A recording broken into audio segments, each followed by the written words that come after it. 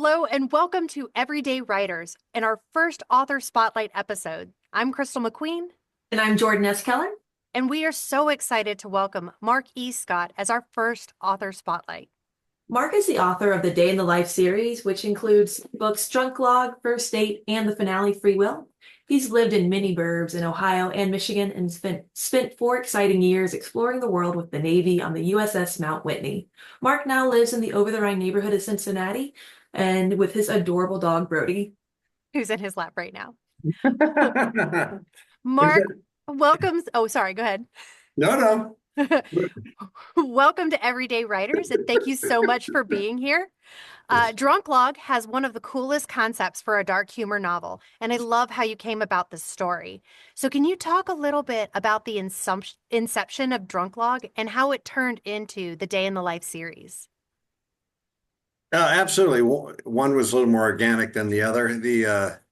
I was with some friends climbing Pikes Peak in Colorado, and right, and we're walking along, and we took 2 days to do it, so we stopped at this thing overnight. Then we're going up the mountain, and one of the people with us is is a friend. She's a scientist.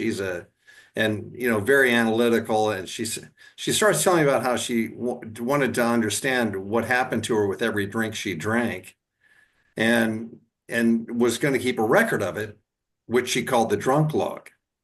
And I said, "Holy crap!" So she actually went out and got hammered one night, and she said the handwriting started to fade around drink 9. But then I said, "Oh, can I have that idea for a book?" And she says, "It's yours." And I did not pay her. I did acknowledge her, and came back here, talked to a friend, a writer of mine, Jim DeBross, and said, "Hey, what this?" And he loved the idea, but he goes, "Oh, you can't just have the guy going around getting drunk." I'm like, "Why not? Why can't you just do that?" I do it. So I created the backstory for the main character, Jack, where he had this horrible thing happen to him, and now he's about to feels like he needs to pay the piper, so to speak. Okay, So so with that, in that yeah. first book, Drunk Log, that Jordan just held up, Jack is traversing downtown Cincinnati, which is the ultimate pub crawl. So, can you talk a little bit about some of the pros and cons of setting your book in the same city where you live? The pros are I know everywhere that the characters go. The cons are so do other people. So if I don't explain them properly or exactly, if I take any artistic license at all because I need maybe a doorway to be 3 feet to the left or a window looking out or looking at another building, somebody, and I know people, I have names. I will name names. Will call me out on it, make me go on a field trip, 3 blocks from here, and say, "Oh, well, okay, you're right." I got in big trouble for not having the right part of the river, which I'm not going to give away, but it's an integral part of the book. But that was during the actual writing process, right? While you were like getting feedback. Have you Yes. gotten anybody that's read your book and been like, this isn't Oh, Cincinnati at all? yeah. No, not that extreme. What did the like? Oh, I got in trouble because there weren't enough German. My characters didn't have enough German names. Okay. Right. So And that was not at a once did you that, mention Geta in any of the books. right. A shame. And Geta's a good thing. I love Geta, but and it just never occurred to me that I wouldn't have enough German names. Somebody would point that out to me, it was a book club. It was a lady in a book club. He Oh. was like, and it was so out of, usually I'm questions like, well, what's Jack's motivation for blah, blah, blah. And I'm like, oh, well, here it is. He was, this. And then out of the blue, they're going around the little group and the lady goes, well, that's over the Rhine, which was settled by Germans. How come there aren't more German names? Did you tell her because it was in this century? So This I is smacked her, and then he didn't no, ask any you did more not. questions after that. It was very satisfying to smack her right across the face. Yeah. Yeah. In your head. Yeah, yeah, yes. If any police are watching, I didn't really do that. In some of our recent episodes on Everyday Writers, we've been talking about the drafting process. So, Mark, can you let our listeners know kind of your before writing and during writing processes that led you to the completion of this trilogy? Yeah. So I've learned a lot from watching Everyday Writers. I know what to Ooh. call myself. So when I write a book, I'll just start with when I write a book, I don't start until I know the beginning and the end. And so and then the some sense of going from point A to point B creates a sort of a natural story arc for me. And then I can fiddle around with everything, all the sub arcs and whatnot. Um, but according to this wonderful podcast I'm aware of called Everyday Writers, I am a pantser. Yes, I have tried to organize even, hold on. This is the extent of my organization.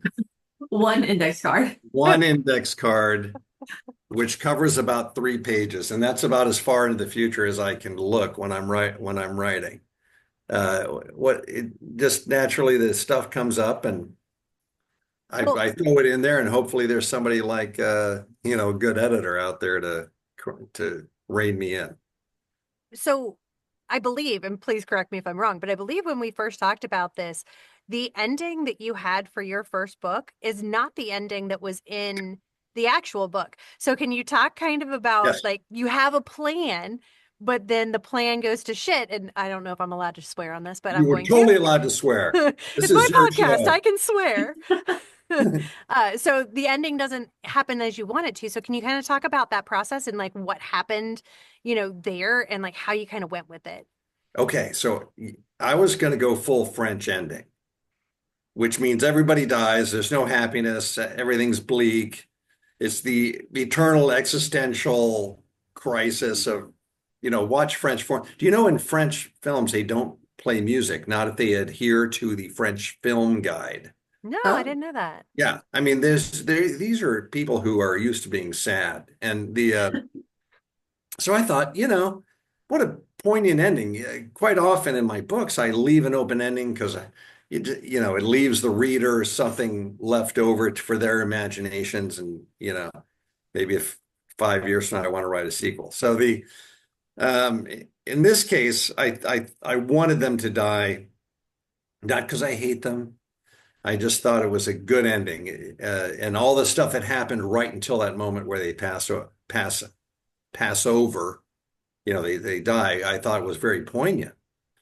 And then my editor at the time goes, "Hey, Nancy, who is my agent, said she's in real tight with this uh, publisher, but for first time published authors, authors, author, the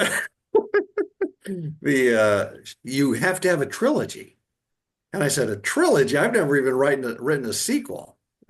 And he goes, so he actually offered to help me block out just what's the name for those people who block everything out? plotters. Plotters. Yeah. So he forced me into a plotting situation. I was plotting against myself. Yes, Crystal. Yeah. And and we plotted out 2 more books, which I had no intention of writing. But I was willing, in movies, you see people go, "Oh, I must live by my principles. I can't write a sequel if, if it'll go against my principle." Well, my principle is to get published. Mhm. So I'm like, you know what? I'm a writer. I can make shit up and write 2 more books. And so the first one, the first sequel, which was First Date, actually stuck fairly close to the plot I had done with my editor. And then I just blew it out of the water on the third one. That was all. Yeah, free will is just whatever I wanted it to be. And quite honestly can't even find the outline for free will. It's all up here. Right, it's all made up. So yeah, that's how I do it. And then I find, and I think you guys can relate to this, I find when I'm finishing, one book, got others teed up already in my head, which Absolutely. is awesome, because I can start writing them and it takes some pressure off the finish, the end. Is that here?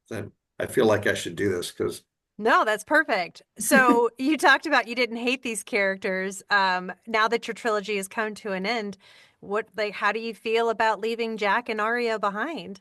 well, I almost killed him again. In Free Will?